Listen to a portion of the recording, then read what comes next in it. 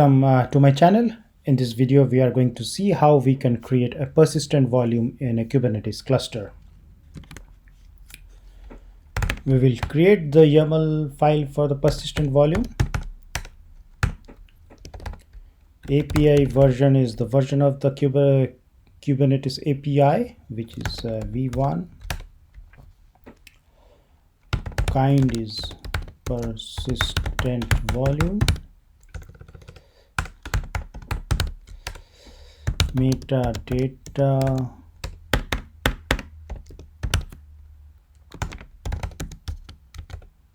you can give any name here, whatever suits your need.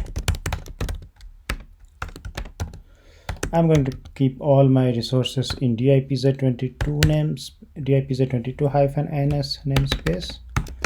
Appropriate labels can be given.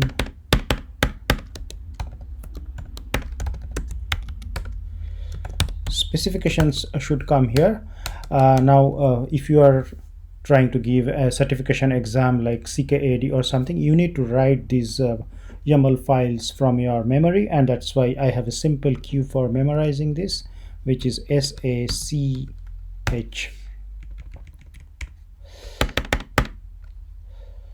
S is for storage class name, which is SC.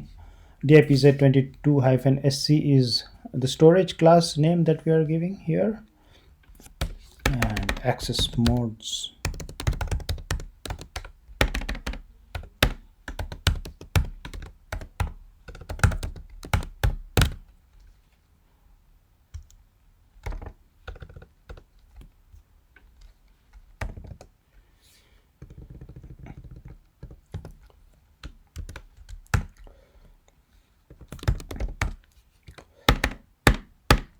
C is for capacity.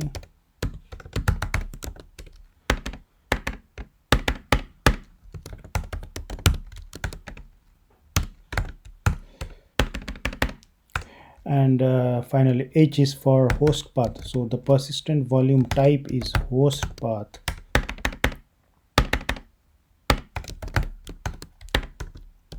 etc store is the path for the host path we are giving here. You can just delete the remaining lines and save it and create, because persistent volume is namespace independent, so you can just create it. And so that's why you do not have to specify namespace over here. So you can just get rid of the namespace and just create it.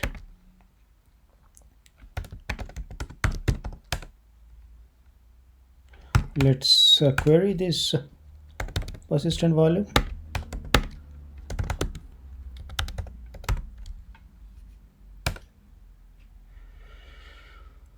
Okay, so here is our persistent volume. It takes some time.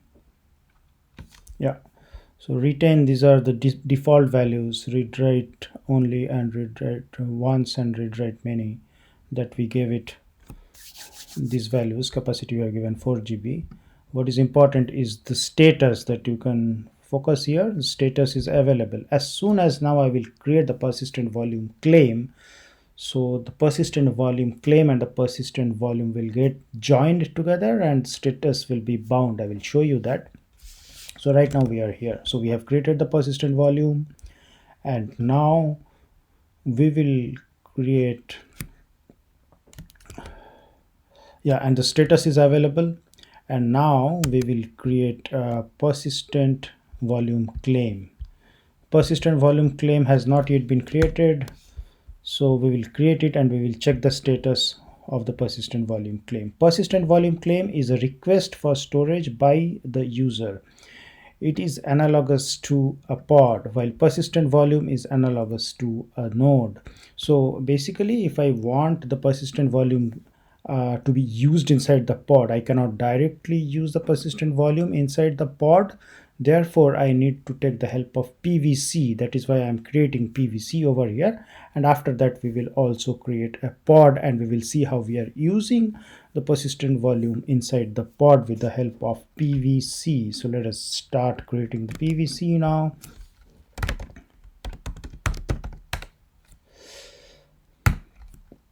API version, same v1.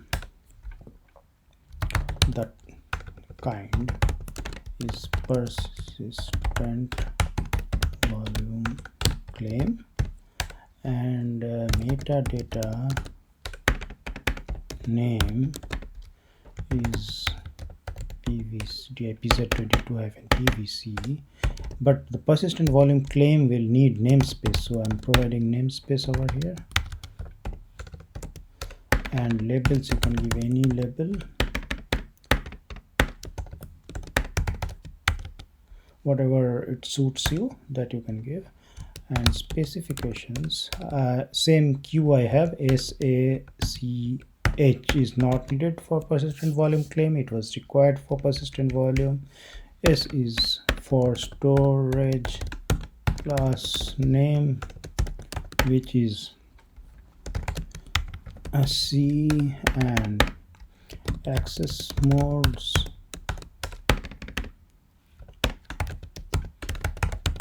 this is enough. Capacity, it doesn't have a capacity because persistent volume claim has to request it from the persistent volume, so it is basically resources. And then we have the requests here, which is basically storage, and we give the same for GI here. And remaining, it's not required, so we can delete the remaining lines and save it. DIPZ22. Let's create the persistent volume claim.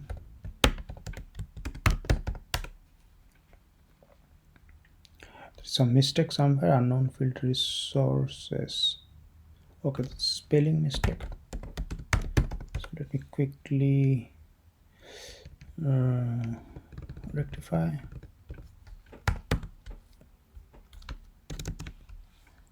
Run it again. So my persistent volume claim should be created right now. And then yeah, it got created. Now let us query it.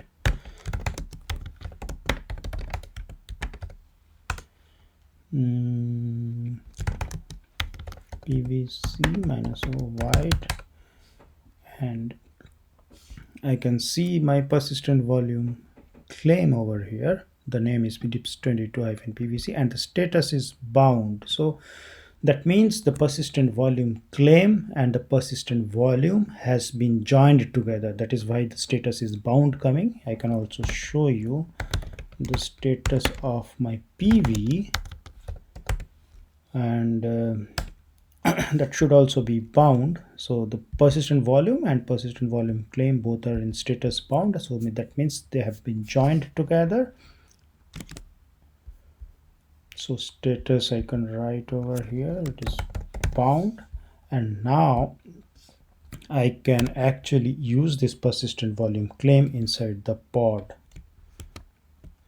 So you can see here both of the status bound, and the mapping has been established with the storage class name DIPZ22-SC. And let's go to the last stage now, which is creation of the pod. The name of the pod should be DIPZ22, and also pod will also have a container inside. The cylindrical volume that you can see over here, this is the container inside the pod. We will make the pod and automatically the container will be created, and we will mount the PVC in the path etc/data. So let us start doing that.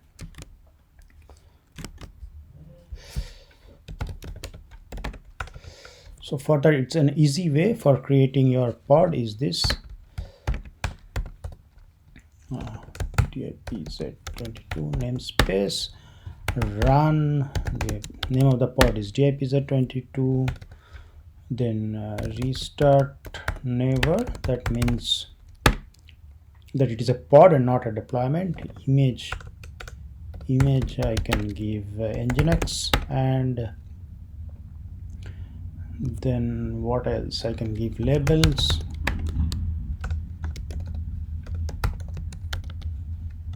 and what else, that's it. I think it's good enough. So I generate the YAML configuration for this, and I save it in a file which is pod.yaml. I'm saving it in a file, and then I will get inside the file and do the necessary adjustments so that the volume is mounted. To mount the volume, I have to give the information about the volume. So let me, now I can start writing here volumes. First is name of the volume. It can be anything because this volume is local to the pod. You can give any xyz pqr or any name you can give. Let's give pod volume. But what is important is here persistent volume claim I have to write here, because what is the type of volume? It is persistent volume claim, and which persistent volume claim, that also you have to write over here, which is that is called claim name. By claim name we can supply the information like which persistent volume claim. It is DIPZ22, of course, PVC, that you already know. And then here I don't need this information, so I can just delete to keep it simple. DNS policy I do not need. These are default values, anyway they will come. So I will start here with volume mounts, yeah, and then I'll give name, same name, mount path, etc data is the mount path. We are done.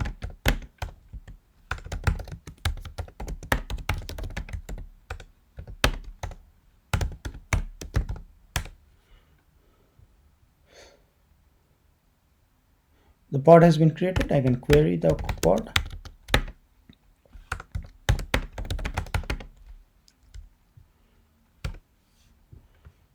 You can see DIPZ22 pod is running. I can enter the pod also. So we have finished creating the pod. We have finished creating the container inside, because the container will automatically be inside the pod, and you can, I have also mounted it on etc data. You can check the definition of the pod here. Get PODIPZ22 minus O YAML. So it will give you the definition of the pod which is running in the Kubernetes cluster.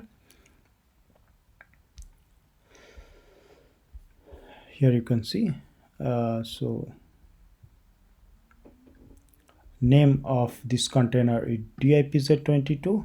Name of the pod is here, over here, DIPZ22, and there is a mount that has also happened right now.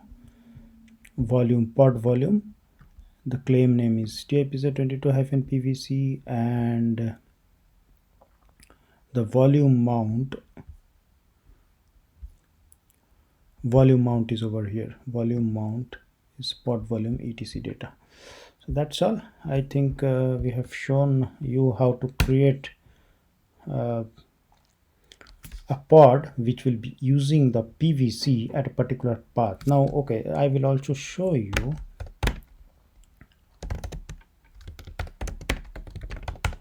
that particular, I will get inside that particular pod and I will show you what is there in that particular path.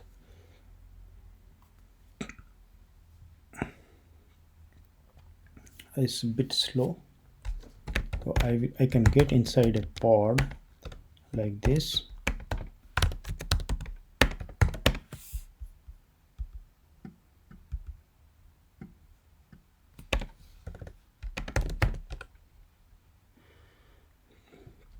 And if I do or I can just etc data,